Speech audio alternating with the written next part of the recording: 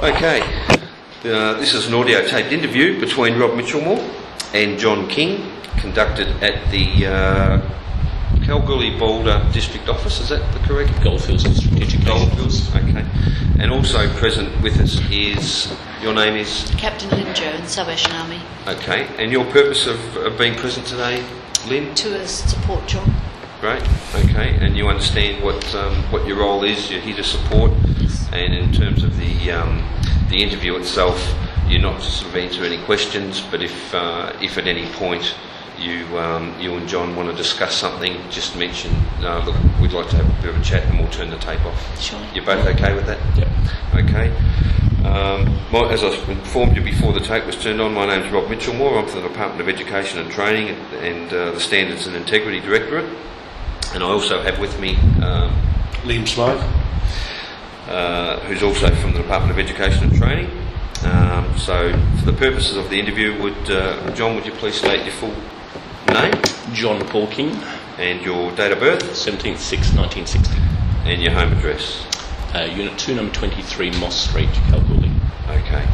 And we've had a brief chat before the tape was turned on, and you know the purpose of our attendance here today is to discuss some allegations that go back some time now, back to 2005, and they relate to allegations pertaining to indecent dealings with children under 13 years of age. Is that correct? That's correct.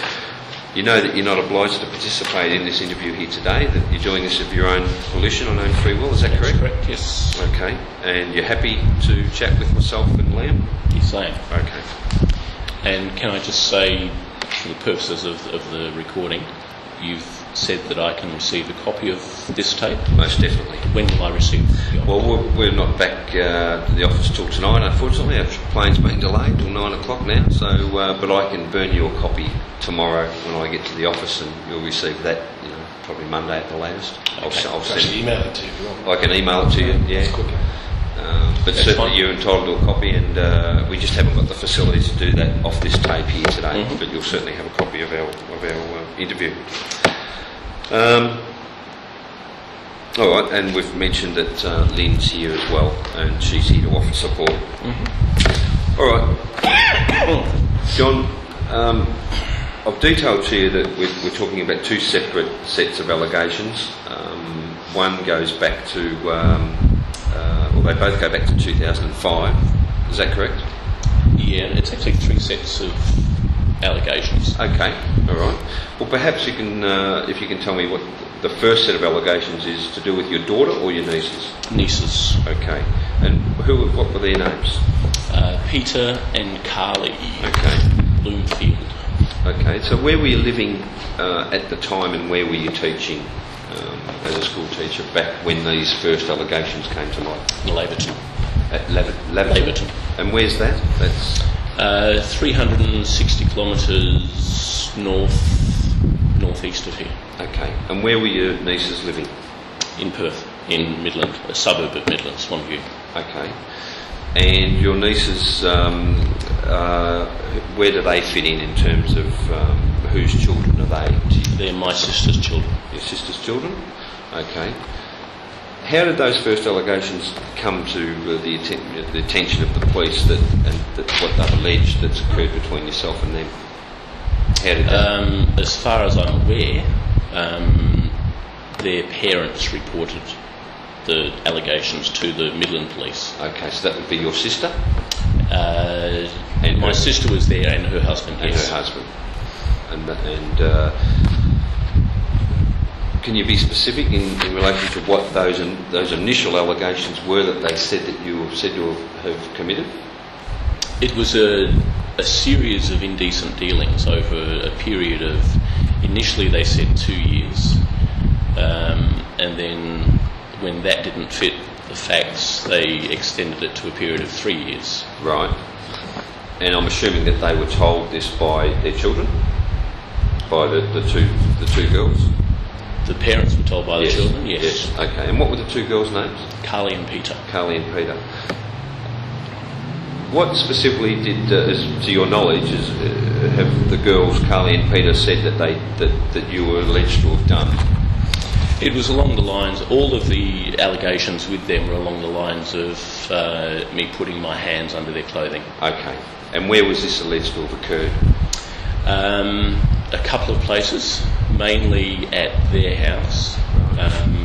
I think there was one occasion, maybe two occasions at our house. We were living in Netherlands at that particular time. Okay, which is a suburb of Perth. Okay. And was the situation that around that time you had you would see them frequently? A lot of dealings? No, only about once a year. Once a year. Okay. And the very first allegation that they made, that obviously the police interviewed you about, were the children talking individually, or were they both together when these alleged assaults were said to have occurred? They were both together. It appears that the instigating factor was some sort of survey that Peter was undertaking at high school. She'd suffered from an eating disorder, anorexia or bulimia or something similar. And as part of that survey, there was a question relating to previously having been sexually molested. And she told her parents that she wanted to answer that question truthfully. And that was the very first time that it came to light? Yes. So when she brought this to the attention of her parents and subsequently the police, the date of the alleged assaults, how far preceding that were they alleged to have occurred? You'll have the paperwork to verify that at some stage, but January 1999 to December 2000 initially, and then they changed it to January 1999 to the end of 2001. Okay, and how many times were you alleged to have touched them? I think initially there were 8 counts, 4 for each of the girls. Right. And were their parents allegedly present? Yes. Okay. And did it occur in their bedrooms or... These are the allegations. Yeah. Yep. Most of them were alleged to have occurred in the bedroom. One I remember was in the hallway, and another was in the dining area of our house in Netherlands. But the one was in your house, the rest were at their place. But on every occasion, their parents were present in the house. Yes. Okay. Did you ever attend how old were the children at this point in time? So in January 1999, how old were Peter and Carly? They would have been, I guess, about 11, 12. Okay. And you told me that you were teaching at Laverton at this time? You're a school teacher? When the allegations, just be careful of your time frames. When the allegations arose, I was in Laverton. Right. But at the time that they alleging the incidents occurred? I was, part of that time I was over in Queensland. Right. Teaching over in Queensland. And that's why they subsequently changed some dates. And then I was teaching in Kiwikura. Okay. So the allegations that they claim occurred were some 5 years prior to it coming to light. That's about right? 4 to 5 years? Yeah, that's about right. Okay. Did you ever attend in the bedrooms of the girls when you went to where they were living? I've been in their bedrooms, yes. Okay, and why would you do that? We went with our own kids, so my own children were present there as well. Okay. And so either my ex-wife or I would go in and see what the kids were up to. Okay. And I've been shown around the house, so I'm Yep. familiar with all parts of the house.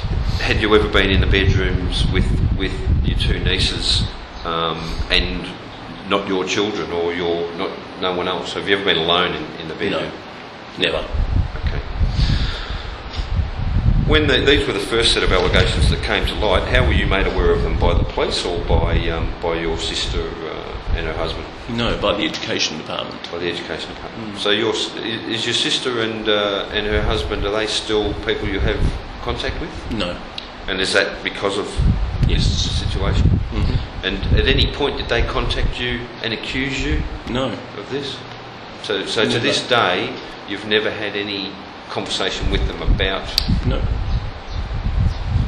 And yet clearly at this point you must have been reasonably close because you were attending there, and once, I think you said once or twice a year, but you had you at least had a relationship with your sister. We spoke on the phone more than anything. We'd speak on the phone probably every couple of months on average. Okay. All right. So subsequently, in around about 2005, was it the police interviewed you? Do you know when you were interviewed over these? Round about September the 22nd. Okay. Yep. It says here that in 2004 you were employed at Harvey Primary School. Yep. That would be correct. Mm-hmm. And that. Sorry, that's moving on to the Chloe incident now. So I just want to stick with the nieces until we finish with that. Yep. Okay. So once you'd been spoken to by the police, and when do you say that was, or interviewed by the police in relation to the nieces? September 2005. Okay. And at that point in time, had the allegations in relation to your daughter and Chloe come to light by the time the police interviewed you? They hadn't. So they purely interviewed you about indecent dealings with your two nieces? That's correct. Were you charged straight away with that by the police? Straight after the interview, yeah. Okay, all right. Can you just take me now to the second series of allegations, which would be your daughter? Is that correct, or is it Chloe? Chloe. Okay. And this is where I've got this now, that in 2004 you were a teacher at Harvey Primary School. Mm-hmm. On the 21st of September, Chloe made a disclosure to staff at the school alleging improper conduct by yourself. Mm-hmm. What was the initial allegation, as far as you know it today, that Chloe told staff at the school? I remember reading a statement from the principal of the school at that time, and I believe the initial statement was that Chloe had been raped by me. Okay. Can you tell me about your relationship with Chloe? And first of all, you were employed at Harvey Primary School as a school teacher? I was a deputy principal. Right. But I also had a 50% teaching load. Which means what? Which means for 2.5 days of the week I had a grade 6 class, and Chloe was in that class. Okay. How many students were in that class approximately? Round about 28. Okay. Now, was Chloe... can you describe Chloe's academic sort of ability? Was she just average? Was she intelligent? Was she in the top half or bottom half? Definitely bottom half. She had very low academic ability. Okay. And was the situation that you tutored Chloe, gave her additional tutoring? Mm-hmm. Can you tell me how that came about? Her wellness scores, that's the literacy and numeracy test of the previous year, came through. Excuse me. And on that test, she came out exceedingly low. And from what I'd seen in class, I thought that rating really wasn't justified. So I approached the principal of the school, Lois, I don't remember her second name, but I approached Lois and spoke to her about it, and suggested that I give her some extra tutoring in maths, and Lois agreed to that, but stipulated that it should always be with someone else in the room. And why do you think she stipulated it should be with someone else in the room? Simply because I'm a male teacher, and a female student out of school hours, because it was going to be after school, for my own safety and for Chloe's too, I guess. Yep. She wanted someone else in the room. And how old was Chloe? She's a Year 6 student. Year 6, So so that what would age? make her 11, I think. Okay. Now, so I don't confuse the issue, at this point in time, Chloe made this disclosure on the 21st of September 2005. Mm-hmm. You've already been interviewed by the police by this point in time in relation to the niece's allegations? When I was informed about these allegations, yes. Okay. And, sorry, so if you can clarify that Chloe, when Chloe's told the teachers at the school about these allegations, you had already been interviewed by the police over the allegations of the niece? I'm not exactly certain about that particular time frame. Okay. All I can tell you is that I had already been interviewed by the police regarding the first set of allegations. Yes. When I became aware of the second set of allegations. Okay, but it certainly hadn't been to trial? No. Okay, and that wasn't until 2007? End of 2007. November 2007, that was to trial. Okay, so you're tutoring Chloe. How often would you provide her with this extra tutoring? It started off once a week. Yep. And that proceeded for, I guess, a couple of months. Did you get permission from her parents? Yes. And you knew her parents quite well, or? I wouldn't say I knew them well. We sort of met fairly regularly at school, but it was more in the form of, hello, how's Chloe doing? And occasionally when Chloe had problems with other staff members because of my position as deputy principal, I dealt with Chloe's parents. And did she have problems with some of the other teachers? Yeah. What sort of problems? Mainly behaviour problem. Okay. But it was in your suggestion that Chloe would benefit from additional tutoring? I approached her parents and asked if they would be interested in it, and they said that yes, they had wanted that previously and it had never been done, and so they would be interested. Did you ever approach any other parents of any other children that you felt would also have benefited from extra tutoring? At that school, no. Okay. All right. So Chloe's made allegations of, you said initially it was of being raped. Mm-hmm. Okay. How did you become aware of that? From reading a statement that the then principal of the school supplied to the police, and they supplied a copy of it to me. Okay. And that statement was Chloe's statement? Chloe was speaking to a student, another student. Yep. And this had been overheard by a staff member, and so I'm not sure whether Chloe said it or the other student said it, but that was the initial allegation. Okay. And you said that you were charged, you were interviewed again by the police in relation to the second set of allegations? Yes. And do you know when that interview took place? I believe it was in October. Okay, and the first interview with the police was in September. Okay, so it was within a relatively short period of time. Yes. Okay, same police or different police? Certainly the same detective in charge, right? Colin Johnson. Yes. I think the other policemen were different. Okay. When you were interviewed initially over the allegations made by your nieces, did you make a no comment record interview at that point? Or No. No. So you gave them you answered their questions on that occasion? Yes. But when you were interviewed over Chloe's allegations, you decided to make a no comment interview? Okay. Can you recall what the allegations specifically were in relation to Chloe? What you were alleged to have occurred, what you were alleged to have done? Again, it was placing my hands under her clothing. Okay. On how many occasions? I think initially there were 8 counts. Right. On specific dates? Did she again, I think it was just over a time period. So I guess it would have been over that whole year. I'm not sure about that. Okay. Was there any suggestion? Now you said initially it was suggested that you'd raped Chloe. That was in one of the statements, yes. Okay. And Can you tell me a bit about that allegation? How that, because that would be quite alarming to you, wouldn't it? Yes, of course. All I know about it is what I read in that one statement.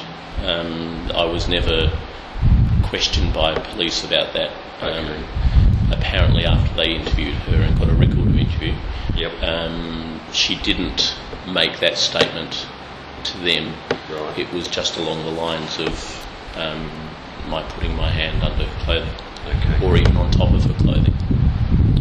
When you were conducting the extra tutoring with Chloe, was there someone present in the room with you the whole time? Yes. And who was that person? The teaching assistant, Kathy. Sorry, I don't remember her second name. But she was present on almost all occasions, and I think there were 2 occasions when she couldn't make it. And so what we did was move the tutoring session to a little office in front of reception, so that the lady at reception could clearly see where we were. Okay. And when you were tutoring Chloe, did you have any need to be close to her? Would you be seated beside her, or? Generally, I would be sitting next to her, as I am sitting next to Lynn now. Right. In the interview room, that's the room outside reception. Yep. There was a circular desk there, and so probably the next quarter around 90 degrees away from her. And specifically, you were teaching her maths, was it? Yes. Maths. At any point, would there be any need for you to physically touch Chloe in any way? Put your hand on her shoulder, on her knee, on her leg, anything like that? I don't recall physically touching her at all. Certainly I would lean across and make notations on what she was doing. Right. But even that was minimal. Okay. So, no. So Chloe's made an allegation that on different occasions you've actually put your hand on her knee, on her thigh, and moved it up on the outside of her clothing, in her vagina area. Yep. And police interviewed you about that? Yes. And also on occasions where you touched her on the breasts on the outside of her clothing? Yes. And I think there's one allegation that in fact you touched her inside her underpants. Is that correct? Yes. Okay. Is there any reason that you chose to make a no-comment interview and not deny those allegations when the police interviewed you? Was that on legal advice, or was it just that you decided that you didn't want to participate in the interview? It actually was on legal advice, but it was also my decision. Yep. Because when I was initially interviewed by the police in Laverton, I wasn't happy with the direction that the interview was taking, and it appeared to me that they were trying to prove that I had the opportunity to do what was alleged, and if I had the opportunity, that's all they needed to show to make the charges. And so after that point I decided that I wasn't going to speak to the police. Okay. The first allegation, John, is that on a date unspecified between May and November in 2004, at the Harvey Primary School, you used inappropriate physical action of a sexual nature against Chloe, in that it's claimed that during a maths class, while Chloe was seated at a desk, you knelt down behind her and placed your hand on her knee and moved your hand up her leg, over her stomach, and touched her breast on the outside of her clothing. Did that occur? No. Yeah, that was actually in a maths class she was alleging, not the tutoring session. That was in a class full of 28 children. Right. Okay. And then there's a further, there's 6 allegations in all. The second allegation again is between those dates, May and November, that you used inappropriate physical action of a sexual nature against Chloe, in that you placed your hand on her stomach under her t-shirt and then moved your hand upwards and touched her breast on the outside of her bra. And it's further claimed that you moved your hand and placed it on Chloe's vagina on the outside of her jeans. So are you saying that that second allegation is in the class with the other students, or is that during the special tutoring? Was that put to you by the police in their investigation? I'm sure it was, but from memory I couldn't tell you whether that was in the classroom or tutoring. All the allegations that have been put to you don't specify that whether or not it was in the class or while you were having private tutoring. Is that the way you see it? No, because in that first one you read out something about a maths class. It does say a maths class? Okay, the second one actually says while you were tutoring Chloe, so we can assume that that was, after the regular class had finished. So the first one would have been in the class, but it appears the rest of them were while you were doing the one-on-one tutoring. Does that sound correct? I think that is correct, yes. Okay. And the third allegation, once again between those dates, May and November 2004, while you were tutoring Chloe after regular class had finished, you were both seated, you placed your hand on Chloe's leg, moved it under her jumper and touched her breast on the outside of her bra. When someone entered the room, you removed your hand, and following their exit, you again placed your hand back on Chloe's breast on the outside of her jumper. Did that occur? No. The fourth allegation, once again between May and November 2004, at Harvey Primary School, you used inappropriate physical action of a sexual nature against Chloe. By way of further clarification, that Chloe was in the photocopy room and you touched Chloe's breast on the outside of her clothing. Did that occur? No. Can you recall ever being in the photocopy room with Chloe?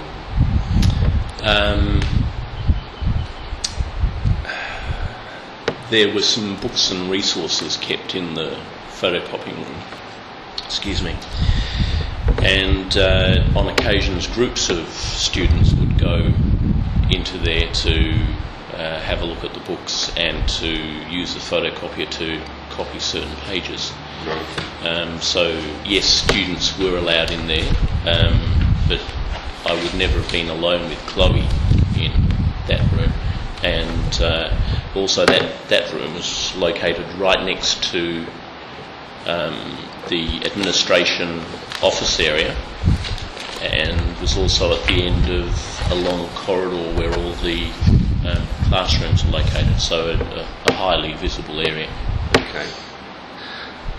The fifth allegation is different to the first four. It states that once again between those dates, May and November 2004 at Harvey Primary School, by way of further clarification, whilst you were tutoring Chloe after regular class had finished, so once again it's during that period that you were tutoring her on one-on-one, that you took hold of Chloe's hand and placed it on your penis on the outside of your clothing, and you held Chloe's hand in that position for a short time until she pulled it away.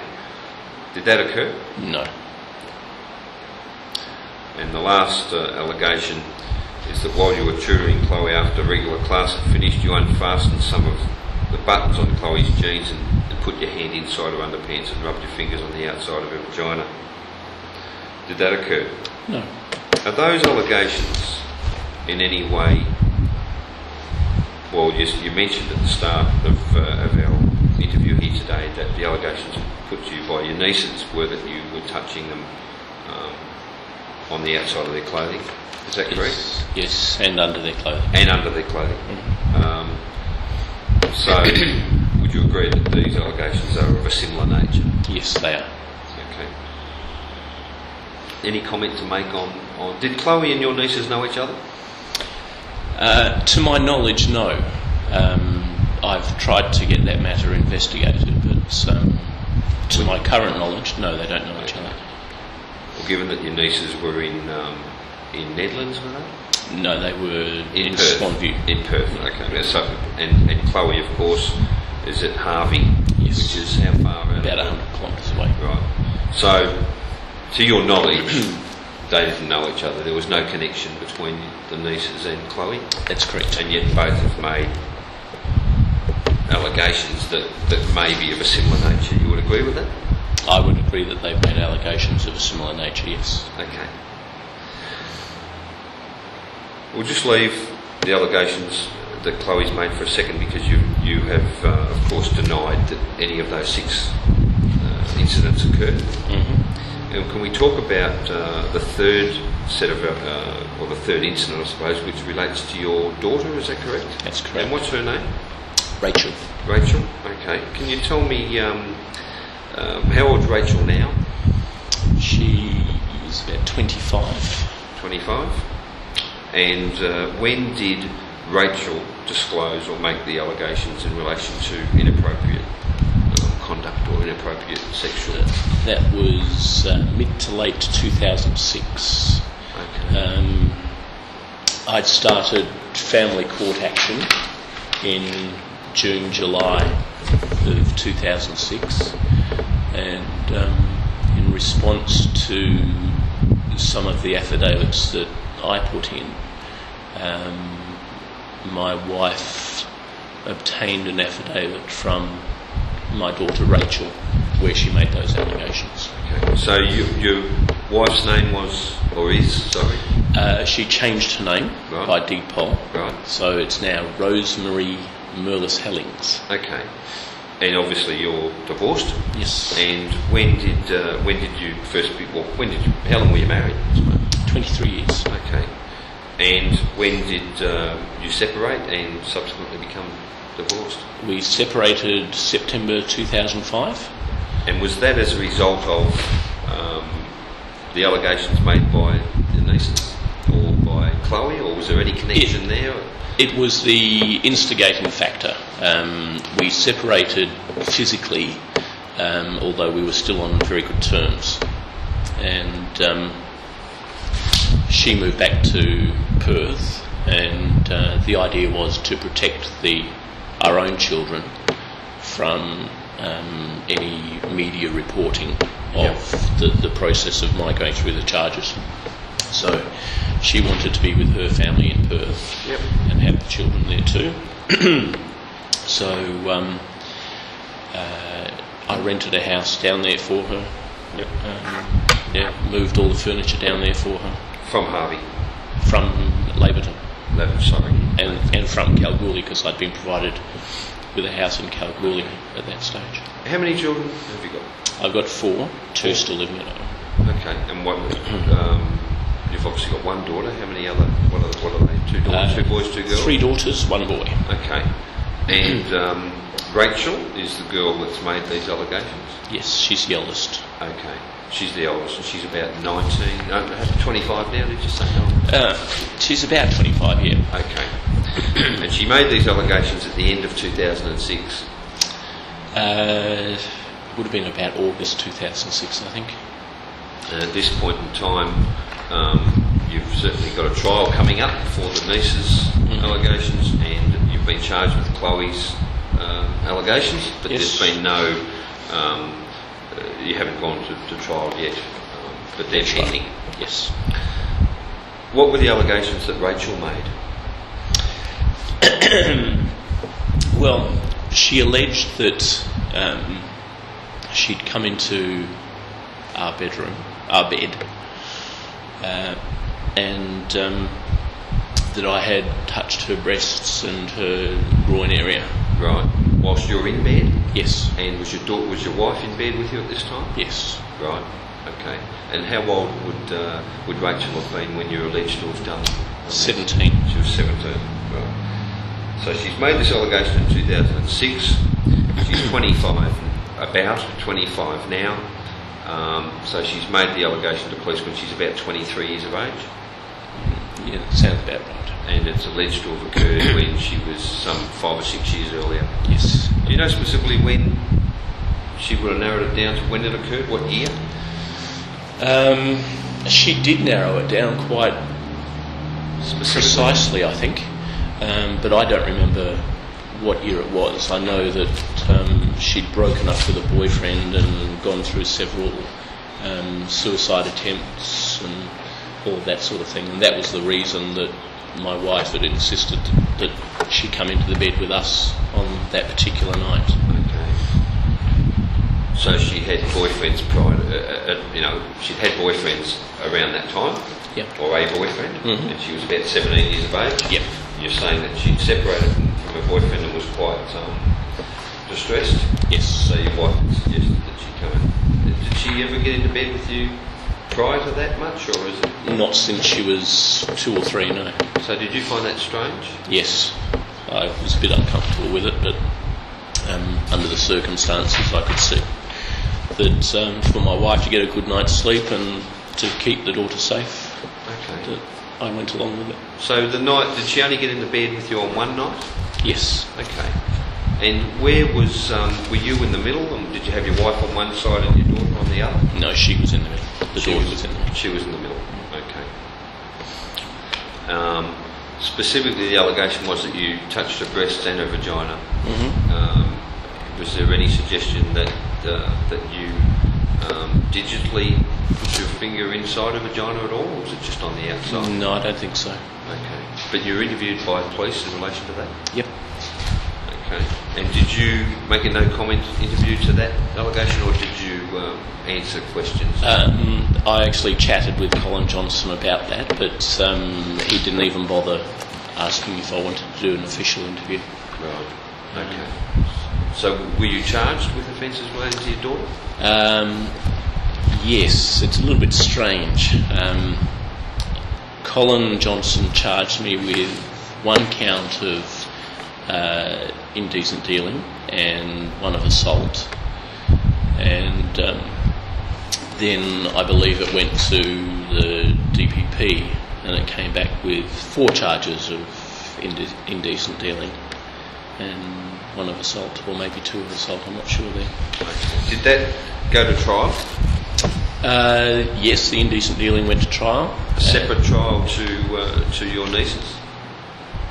No, it was, they applied to have them joined together. Okay. So they were heard together. Okay. And what happened at the trial? The evidence was heard and I was found not guilty. Of all charges? Of all charges. And when did that occur? That was in November? November of 2007. 2007. Do you have any relationship with Rachel now? No. Okay. So when's the last time you would have had any relationship with her in terms of, chatting with her and that type of? Probably a few weeks prior to the allegation being made. I would say around Easter, April of 2006. Okay. And prior to that, everything was fine. You had a normal relationship with her? Yes. She didn't live with you though, did she? Most of the time she had, she had lived with us. She alleges that I assaulted her, that I punched her is what she said, and that she left and went to stay with a friend. And I quite freely said to the police, yes, I did slap her. I didn't punch her, but I slapped her. And that was around about 2006, wasn't it, when this occurred? No, this was a few years prior to that. Okay. Yeah, this was when she was 18, 19.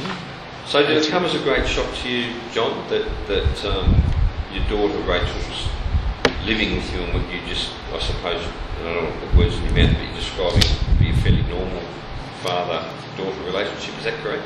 Yeah, it was a devastating shock. And then, out of the blue, in 2006, she reports to your wife or to the police that you've done this? To my wife. To your wife. Mm-hmm. And you and your wife are not living together at this point? No. Where's your wife again? Sorry, She lives in Netherlands in Perth. Okay, and you're living at home? In Kalgoorlie. In Kalgoorlie, sorry. Okay. So, did your wife ring you and disclose to you what Rachel had told her? No, she didn't ring me. What had happened was I'd been down to Perth in Easter of 2006 in an attempt to get my wife and kids back up here in Kalgoorlie with me, and to get our marriage back on the tracks again. I told my wife that I'd started forming an attachment to another woman, and even though that woman didn't know about my feelings for her at that time, that something may come of it if we didn't get back together. But her decision was to not get back together. That was around about Easter 2006. Okay. And at that point, did your ex-wife, and her name before she changed it was? Deborah. Deborah? Deborah King? Mm-hmm. So Deborah's mentioned to you around about that time what Rachel had told her. Is that what happened?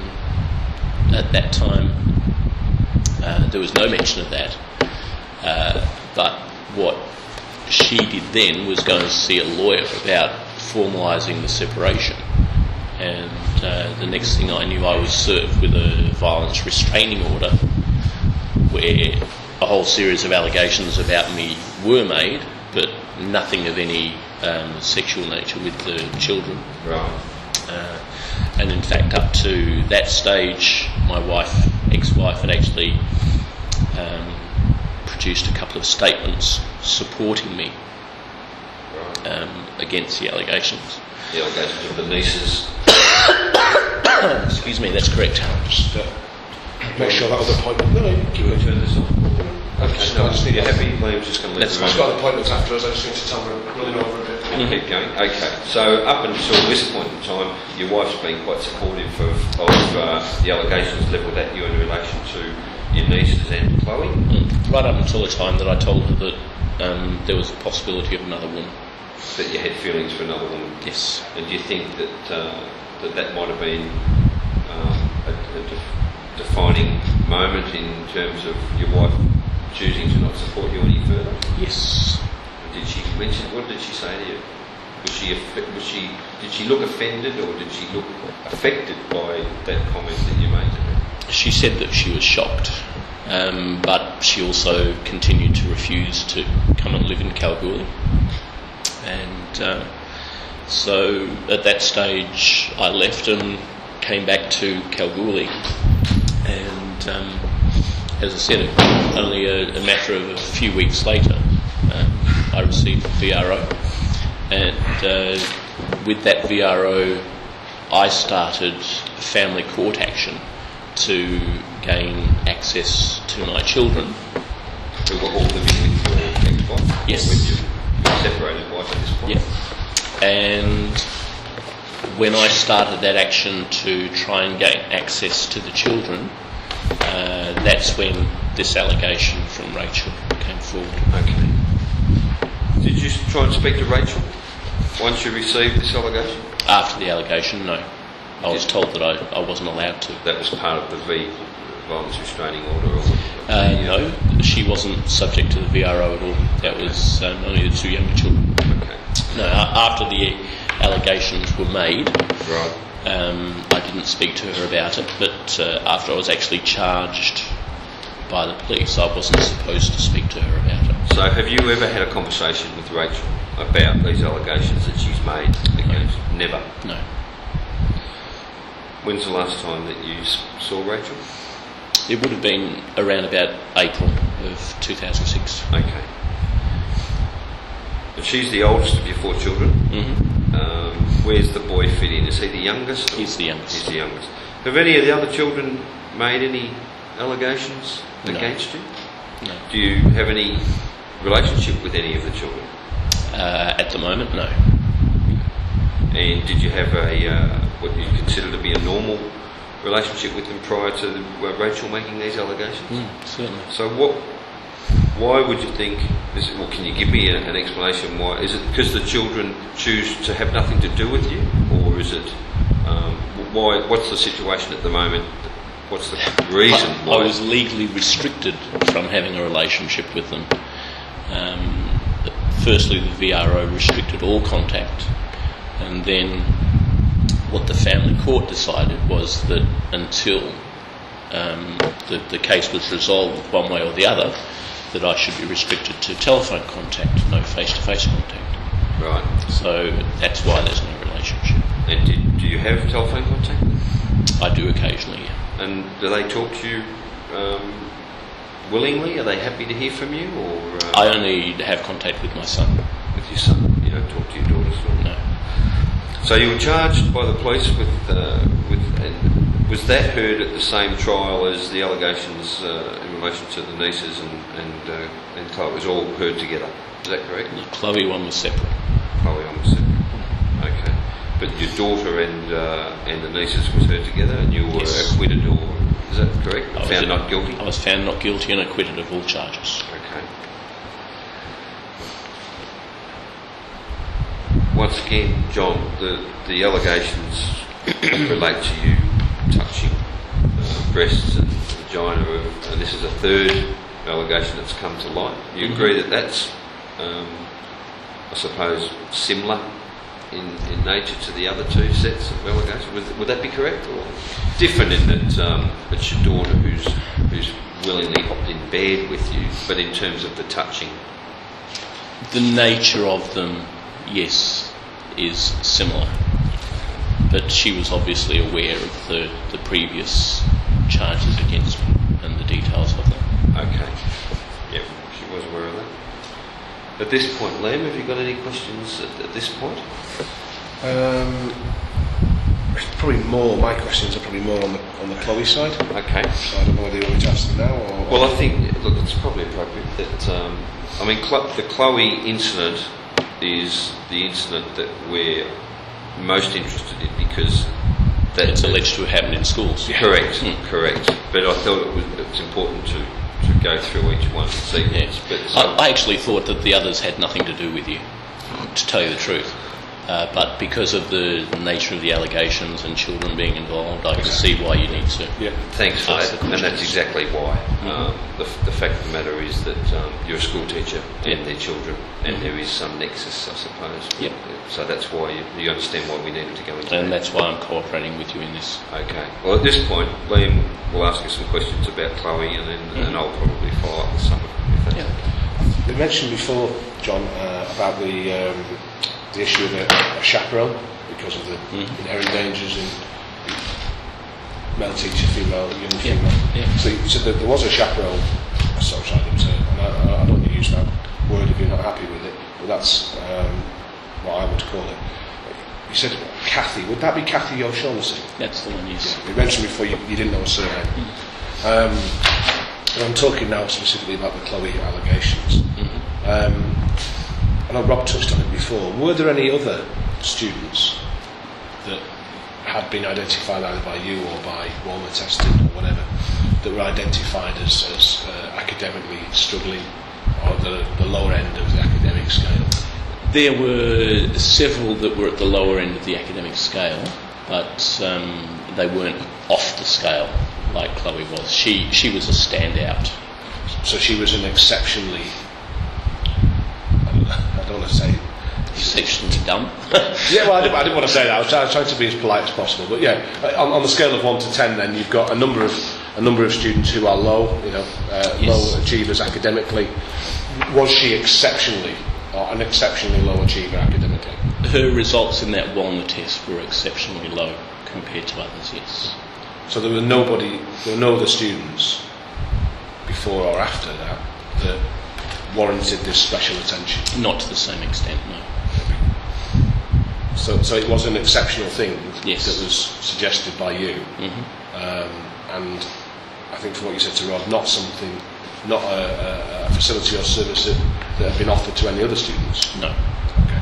And the reason for that was purely and simply because of the exceptionally low, or her exceptionally low abilities academically.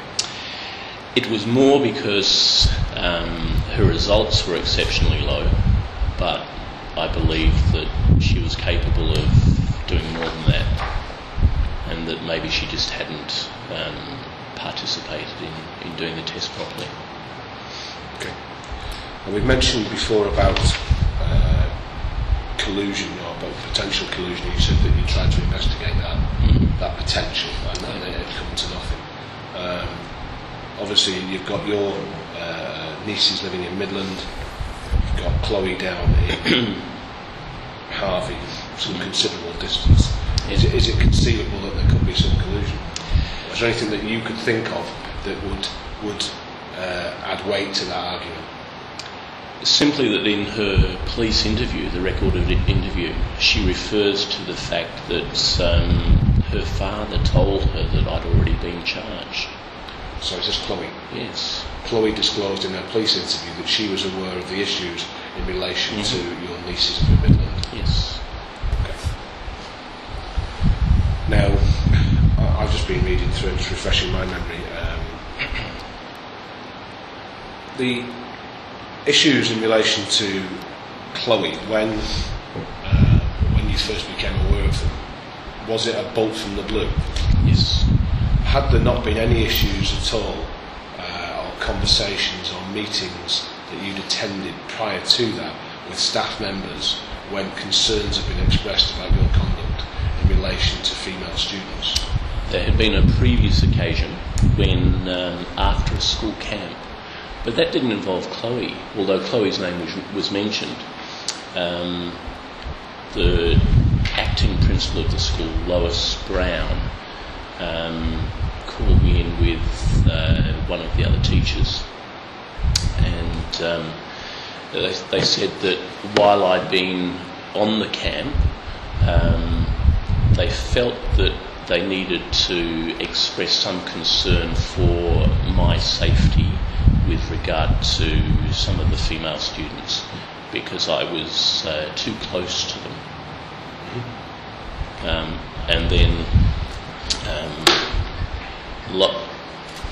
Laurel Brown said something about I can just see somewhere down the track Chloe making some sort of allegation against you, but Chloe hadn't even been on that camp, so that was nothing to do with Chloe. That was just something that Laurel brought up in the meeting. Because there's certainly, I'm just reading through statements from the staff members. Mm-hmm. There was certainly concern about your behaviour towards female students that have been expressed, and they've been expressed by a number of people. Yes, and I became aware of that only after these charges, and I did actually write a letter of complaint to Complaints Management in April 2008, which still hasn't even been acknowledged,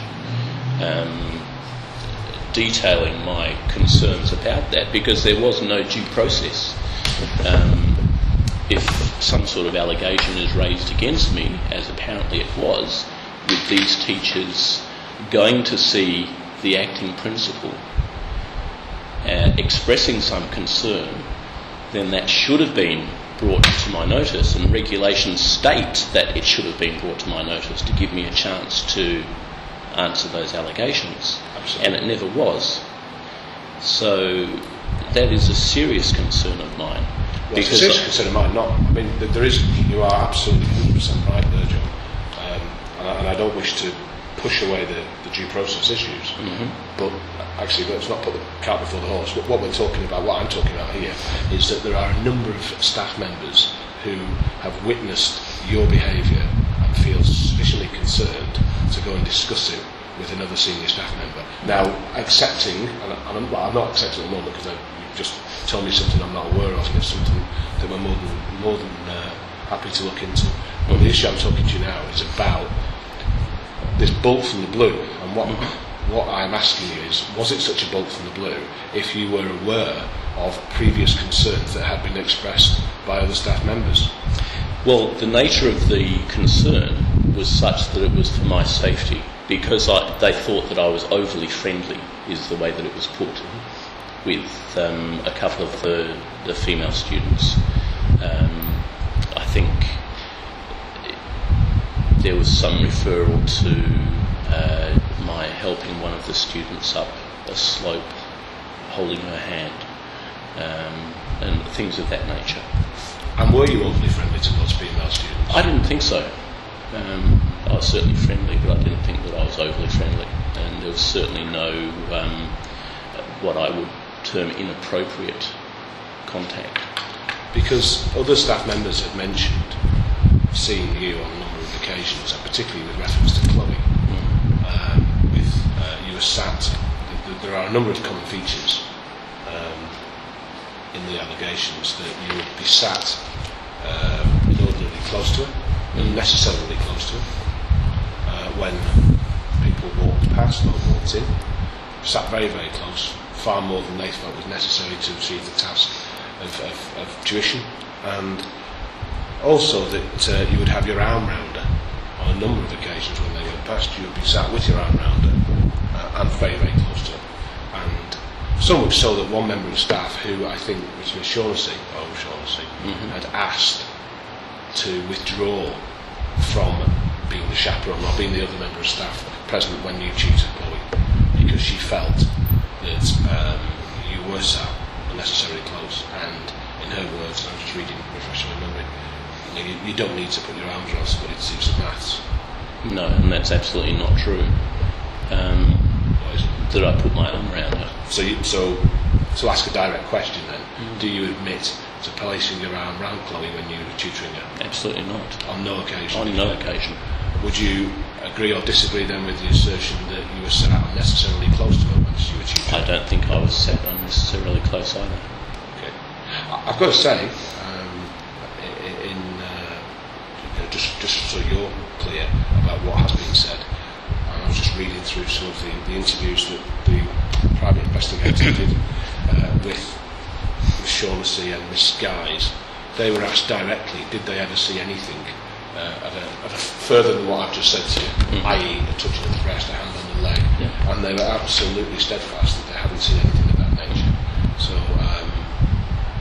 I'm not suggesting they're certainly not suggesting that, because they later on when they were interviewed, they would have been aware of what the allegations that Chloe had made, and of course it would have been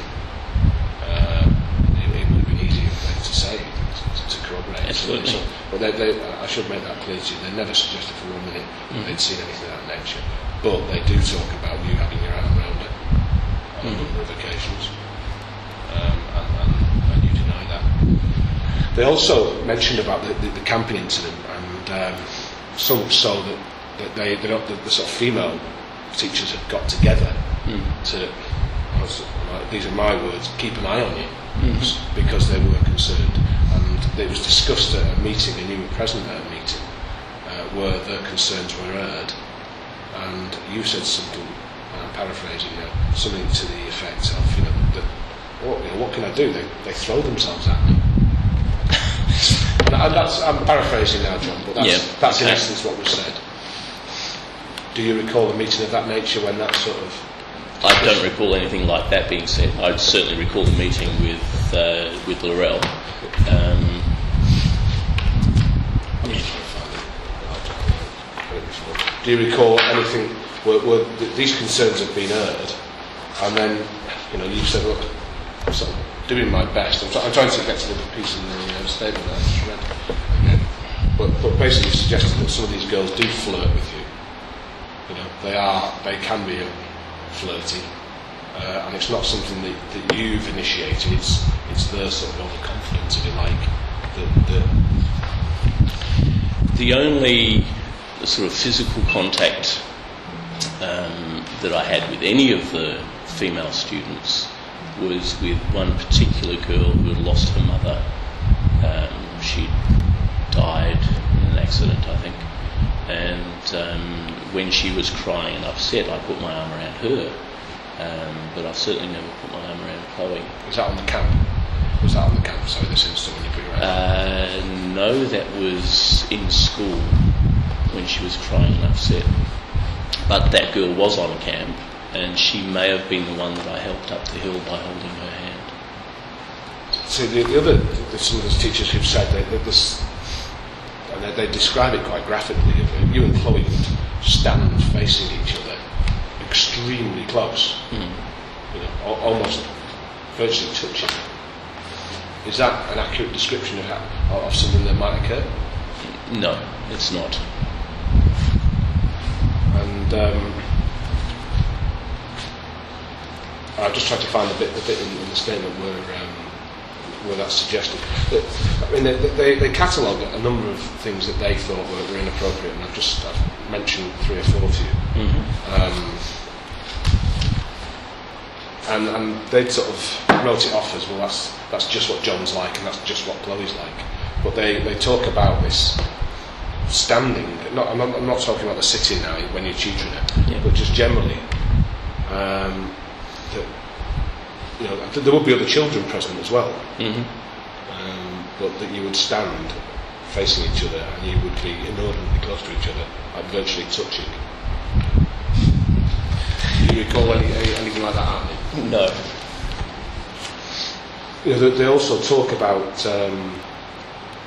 as further sort of evidence of inappropriate sort of behaviour, that these sort of games with they call them lip syncing songs from NTV.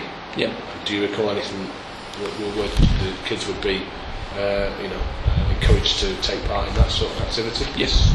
And would you initiate that? Yes. And it suggested on a number of occasions that they were all videoed by yourself. Photographed anyway, with a digital camera. Okay, well, some have said videoed. I won't split hairs with you, but you photographed or videoed, yeah? Yeah. And the girls that you were photographing, they would be... boys. Sorry? And boys. Oh, yeah, absolutely, but they were talking about they said that the children were encouraged to dress up to whichever song they were doing. Is that right? Yeah. But they would do it, quite explicit sort of gestures, and the kids would be touching themselves. Girls would be touching their breasts. No, that's absolutely not true. And this was videoed by yourself, and this is something that had been reported previously. Do you recall anything of that nature? There were lip syncs that took place.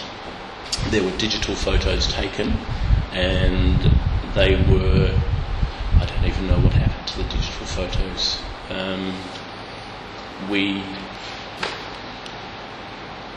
They were certainly shown around the class. I think we may have stored them on the share drive for a little while, on the student drive. But there was certainly nothing inappropriate in anything that they did.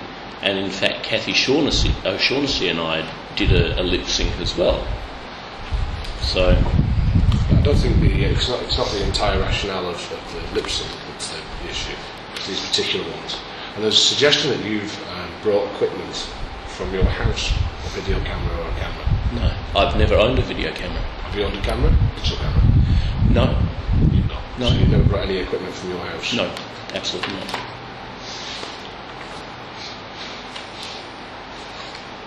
Were there any other issues in relation to computers, laptop computers, where children had accessed things that were considered inappropriate, and you'd actually noticed this? Do you recall any incidents of that nature? There was one incident where Kathy O'Shaughnessy had complained to me that one of the boys had accessed a joke site, and on that site there was a picture of a brain, and I don't know if you're familiar with it, but it was a human brain made up of pictures of naked women, and it was called the male brain. And I spoke to the boy concerned, Luke, I think his name was. His mother was the florist in town, Jenny, and he was quite upset that Kathy O'Shaughnessy had, as he put it, gone off her brain at him, because he hadn't even seen the naked women in the picture. It was one of those things that you can interpret either and see a human brain, or you can see the naked bodies. And he told me that he actually hadn't seen the naked bodies. So I believed him, and I rang up his mother and spoke to her about it and said exactly what had happened. And I told Kathy O'Shaughnessy that I wasn't taking it any further than that. That was the end of the matter. Yeah. Getting back to the school camp that you went on, I think it was 2004?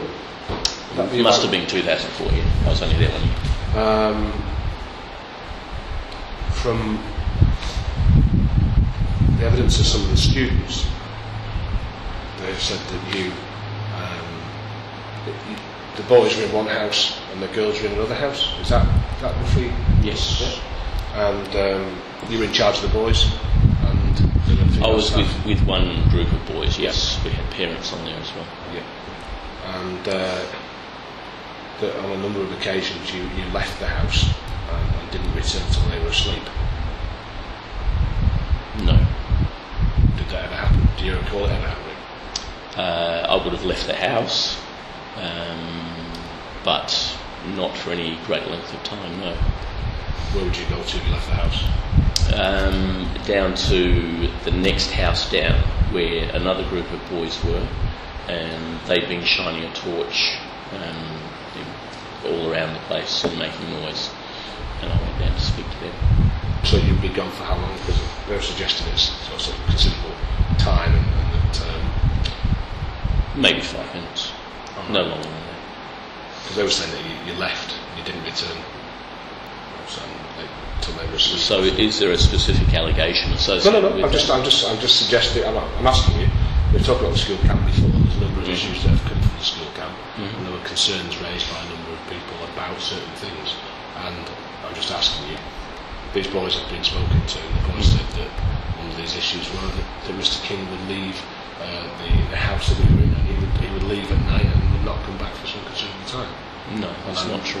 Okay, well, and there's no allegation. It's a straight question, John, and there's a straight answer. So you did leave the house, but from your recollections, it would be for 5 minutes, and it would be to go and check on the other house. Were there no other teachers in that house? A parent. A parent. Okay.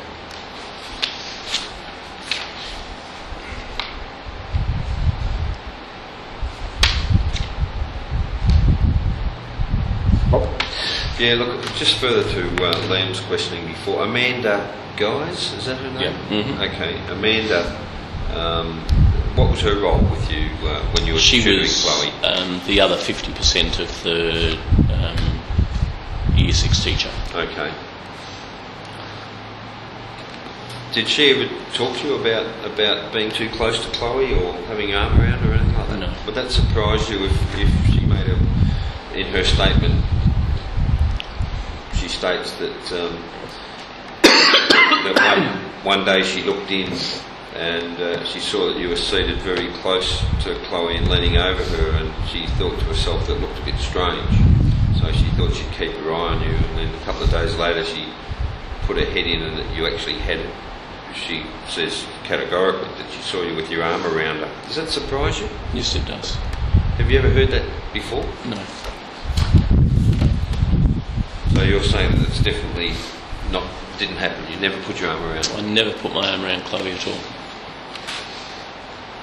The nearest that I can only think what might have happened, and it would have been something like this, with my arm on the back of the chair, doing some correcting. But you know, I wouldn't say that that's inordinately close. And well, most normal people wouldn't construe that as having your arm around someone. So no, I can't comment any further on that. So that didn't happen? You didn't put your arm around? Look, we've spoken a lot today, John, about that. We've gone through each series of the allegations being levelled at you, from your nieces to Chloe to your daughter. Mm-hmm. I suppose this question is well, it's an obvious one. Do you find, I mean, you've got a career or you've been a policeman, do you find it strange that there would be 3 different sets of allegations that are all got some parallels of a similar nature from 3 people who, well, I suppose your daughter would have known your nieces, but certainly that it appears that there's no connection between Chloe and the nieces? None that I can find. No. Do you find it, even with your experience as an ex-policeman, would you be suspicious of someone who had those types of allegations levelled at you? Of course it's strange, and I can certainly understand that questions need to be asked. But, I've sort of made comment of this in the past, and it seems to be weight of allegations rather than weight of evidence. it's like a shotgun effect, I guess. Make as many accusations as possible, even though there's no evidence to support them. And that's my contention. There is no evidence to support them. Well, I suppose the evidence that we're putting to you is and you've denied it anyway, but the evidence is from the students or the nieces. The corroborative evidence in relation to Chloe is evidence of teachers who thought that you were seated too close and thought they saw you with your arm around her. So that is corroborative evidence, I would suggest. I would say that it was subject to misinterpretation, and in some cases I would even say willful misinterpretation. Right. Well, I suppose we're coming to the end of the questions that I feel I can ask you, but what we've gone over today is the initial allegations with your nieces, which of course went to trial. Yep. And they were a number of allegations relating to touching them in their bedrooms and at your house on one occasion, on the breasts, on the vagina, both outside and inside their clothing, while their parents were in the houses, either at your house or at their house. Yeah. And you were found not guilty of that at trial. That's in November 2007. That's correct. Did they give evidence?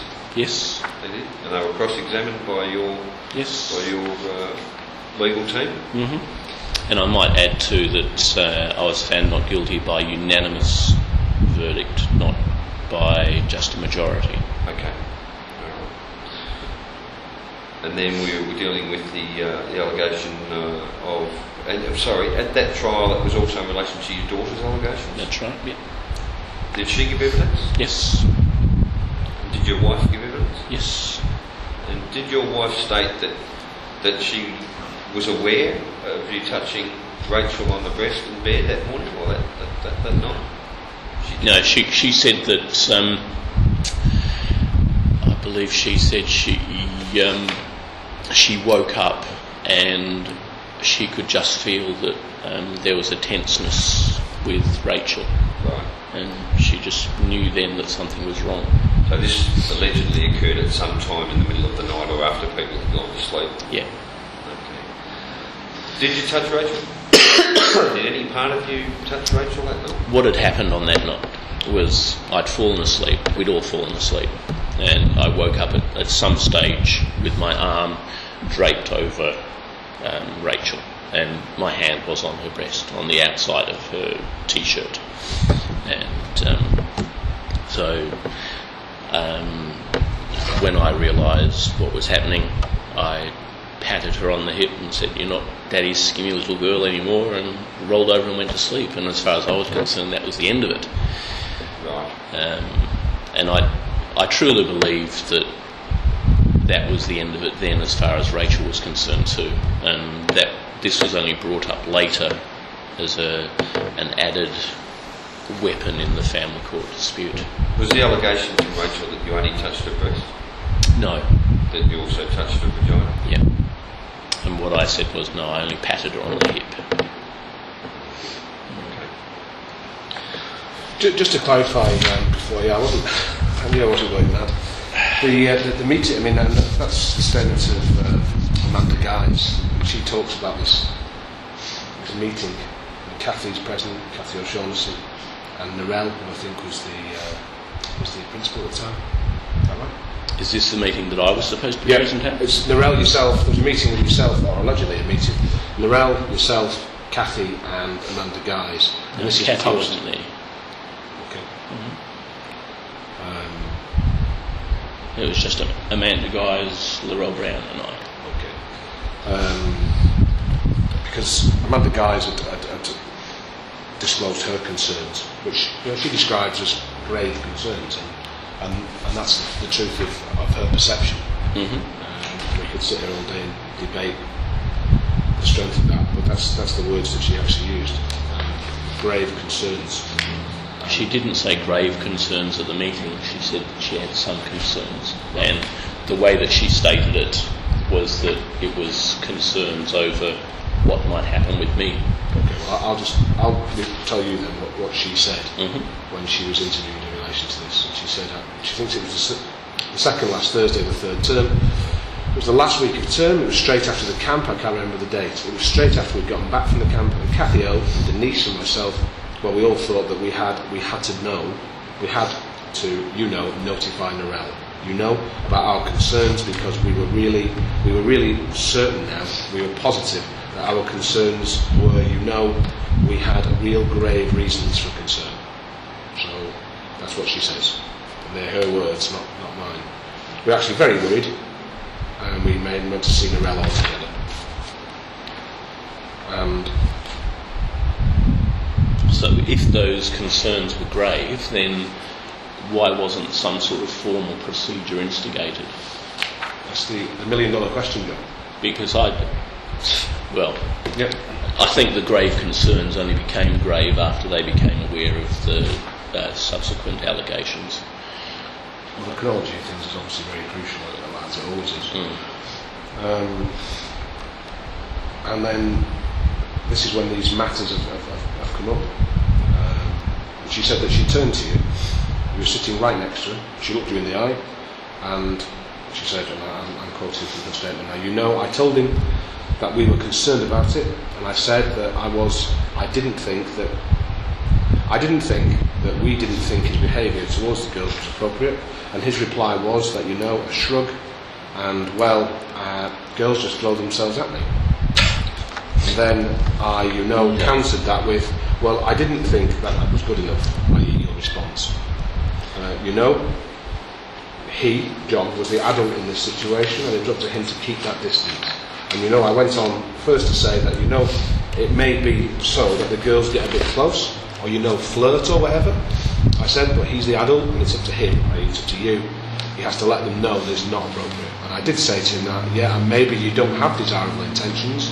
I said, but by letting them get away with it, and you are saying that they do this to you, then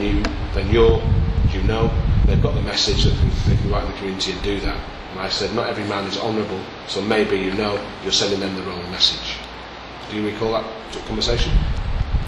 Every word of it, John. No, what I recall is what I've already said. No, she didn't say those sorts of things, and I certainly never responded with something along the lines of the girls throw themselves at me. That's an absolutely stupid thing to say. And I would never have said that. Would you have said anything? Bear in mind that she's talking in January 2006 about a conversation that she had in 2004. So, accepting the passage of time, clarity, and all that sort of thing. Is there anything you may have said that, along those lines, without using those exact words, something with the same gist of what I've just said to you? Certainly nothing about a girl throwing herself at me. No, absolutely not. Or girls being overconfident, maybe over-familiar with you? No. Because all the way through this, that when you said before about there's no evidence, and I'm entirely leaving aside the issues in relation to your daughter and your family members, but talking about Chloe, you have a disclosure from Chloe, which is quite specific, and then there is evidence from a number of staff members who have witnessed prior to that behaviour which they believe is of concern, and that's how I think that's how A became B and C, and that's how the process moved along. You touched before about maliciousness. I don't want to put words in your mouth. Are you talking about family members in relation to malicious complaints, or do you include the staff members? I also include the staff members. Okay, and what would be the reasons then that you could suggest to us as to why they would make up really, really grave allegations, or provide really damning evidence that could, the likelihood of which would be improbability or conviction, loss of job, etc., etc. Why would these people make such a thing up about you? I really don't know. With Amanda Guys, we didn't really get on, certainly not on a social level, but professionally we were okay, I guess. We disagreed about a lot of things, but I wouldn't have thought that she would make these sorts of false statements.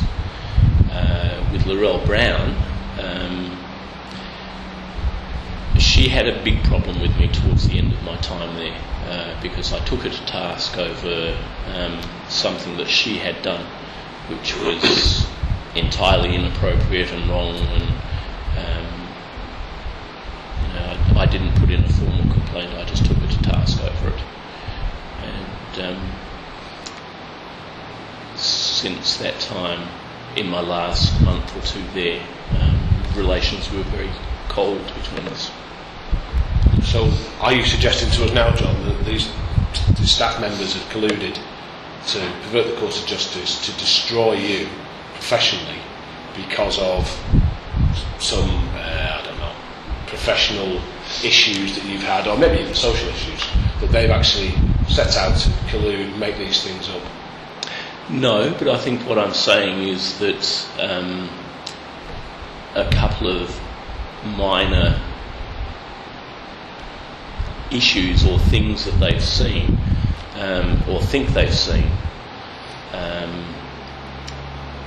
added together and taken in the wrong way, and then particularly with regard to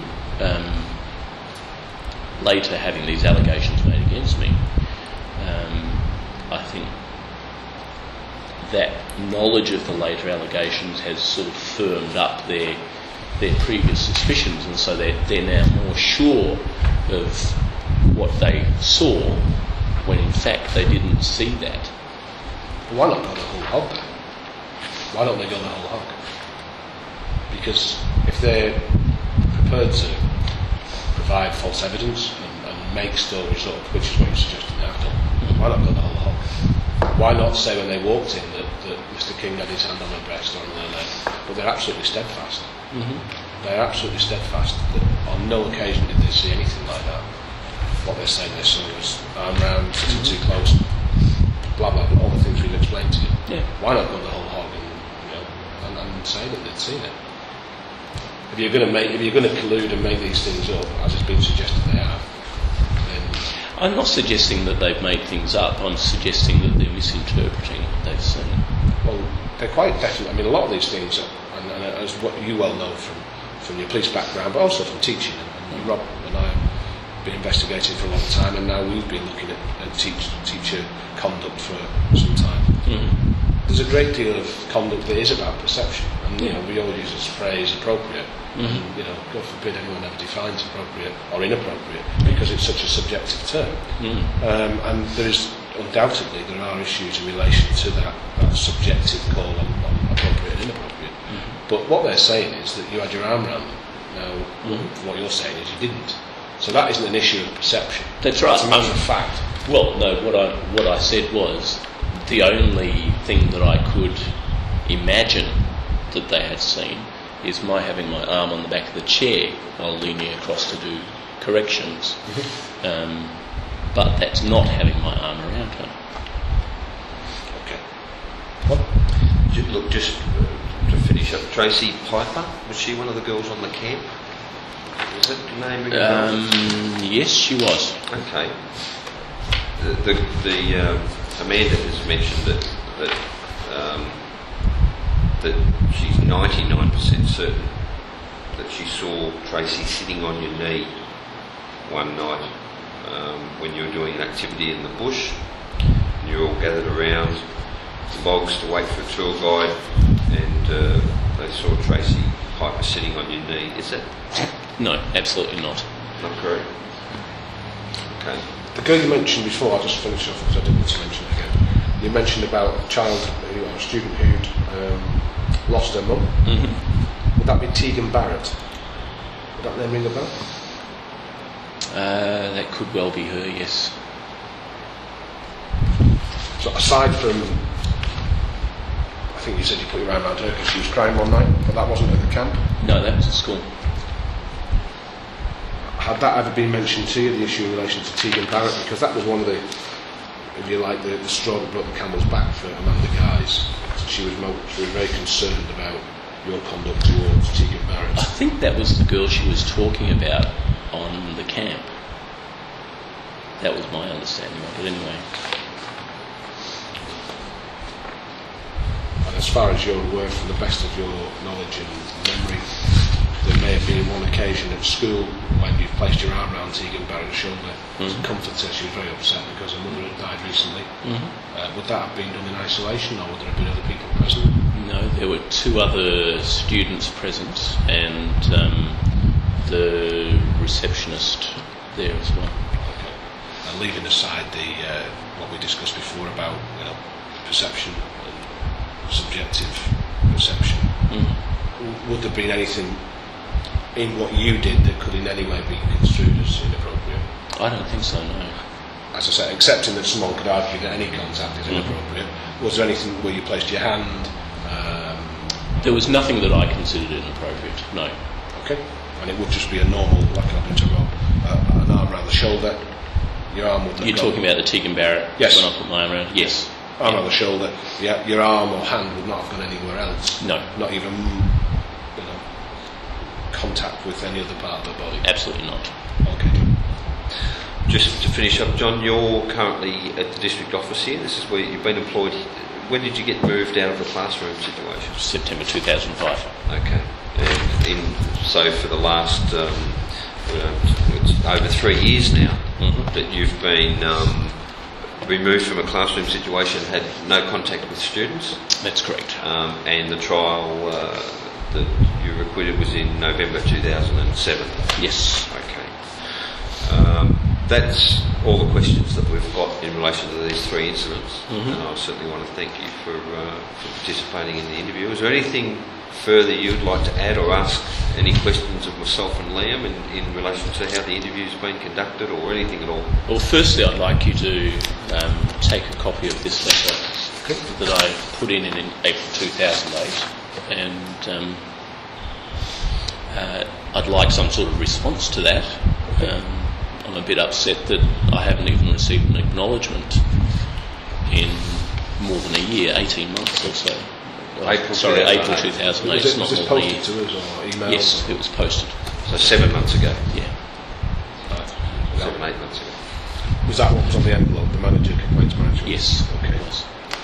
And you've never received any response to that? No. Can we take this, or...? Yes, that's your copy. Okay. Well, apart from that, When which we did you will... say it was sent? Because April 2008 is not 18 months. No, but you clarified. No, I actually typed up the letter in preparation over a year ago, okay. But I didn't send it to So April it's 7 or 8 2008. months ago. Okay. Yeah. So what is the process from here? You put in your reports to your bosses, Correct. and is there some sort of time frame, or are we going to wait another 3 years? Well, to this get some sort of basically is the final step in terms of evidence gathering. So what will happen now will be a final investigation report compiled, and then further up the chain they'll make a decision on whether, on the balance of probabilities, there's enough evidence there to impose some sort of penalty or sanction on yourself. I think the options are at the moment, as Rob says, that it gets put together. It will be 3 years, and let's say on record, because it's not a secret, we can only apologise for the length of time. All I will say to you is, John, that Rob picked this up last Tuesday. Yep. Last Tuesday. Waking up. We were coming to Calgary and other matters, and obviously this matter had been prioritised, and we took it off then, and when Rob spoke to you, and we've tried to deal with it, and we'll try to deal with it as expeditiously as possible. And I won't say that'll be next week, but it will be in the very near future. Rob will prepare a report, or either you or Ian, who've actually had the matters before we did. I wouldn't envisage that the report will take longer than a month. Yeah. He then puts that. But the decision-making process after that Might take a bit longer. Well, Sharon O'Neill makes the decision. She makes the finding. The investigators don't make it. Yeah, I know. The employer makes the finding, and so she will make that finding, and she'll decide on the penalty. Yeah. That then gets communicated to you as soon as, and of course that will be one of a number of things. It might be that the findings are not proven. Yep. In which case that is the end of the matter from a disciplinary country. That the findings have been proven, and if the findings are proven, balance of probabilities, then given the nature of them, that would be a serious breach of discipline. So you would then receive a letter. You'd have to be formally charged then, because that would be a disciplinary charge of a serious breach of discipline. You then get asked to respond to that, and it's literally a ticky box. I admit it or I deny it. Yep. Obviously, if you admit it, then a penalty is imposed. If you deny it, then the matter then goes to inquiry. I-N, not E-N, inquiry, which basically gets given to an inquirer who's appointed by the employer. This will probably be an external one, and they would conduct an inquiry report. Generally, we ask them that they've got a service level agreement that they do that within 42 days. So I think it's 6 weeks, or 6 working weeks. They turn that round, and basically they examine all the evidence. They may want to come and speak to you again. The inquirer does what the inquirer feels is necessary to reach a conclusion. So the end is finally in sight. I would think someday in the next couple of months. I wouldn't want to say to you by the 1st of February you'll know exactly. Yeah. But I would talk about it in the near future. It's certainly a priority for us. I can only apologise for the time it's taken, John. I mean, it's no consolation to you that Rob and I have only had this for a week, and have turned it. We've come up and spoke to you, and then Rob can crack on with the investigation report. But I would envisage, you're talking in the near future, in a couple of months, you have some resolution one way or the other. Fair enough? Yeah, I just found it very strange that when I complained to the Director General and she said that, excuse me, some drink.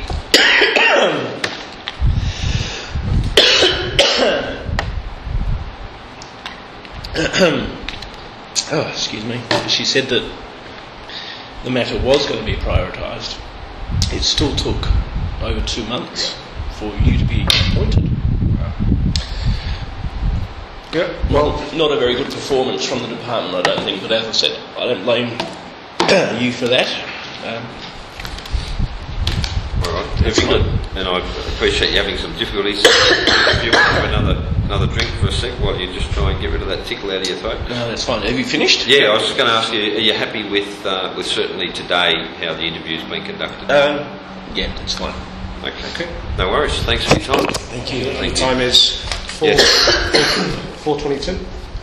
You agree that the time's 4:22 p.m? Yes. Thank you. Thanks so much for your time.